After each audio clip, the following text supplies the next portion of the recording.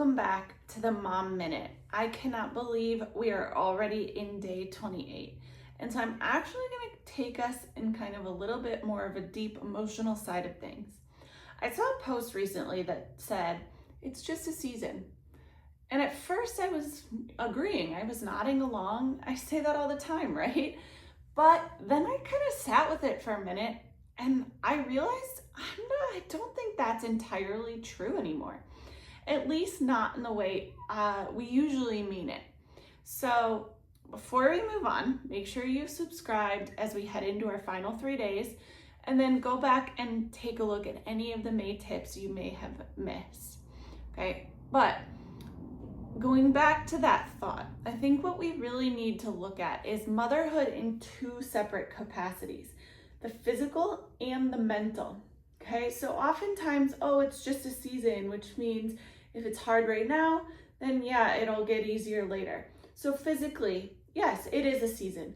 My girls are now 9 and 6, and I'm no longer required to hold an infant 24/7 or lug a massive diaper bag everywhere.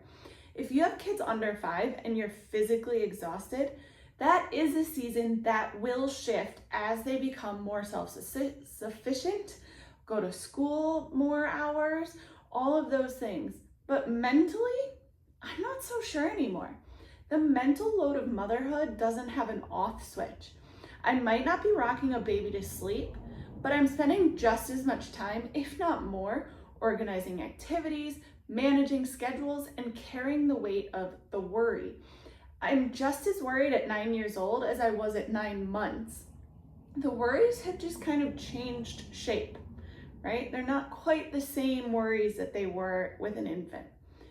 It's okay to never feel really mentally ready for the next phase. We can acknowledge that the physical demands might get easier, but we shouldn't feel guilty if the mental load still feels heavy, okay? So it may not feel like it's just a season right now. So be kind to yourself today, whether you're in the physically demanding season or the always mentally demanding heavy one, okay? Maybe you're still in both, and that's okay too. You're doing a wonderful job.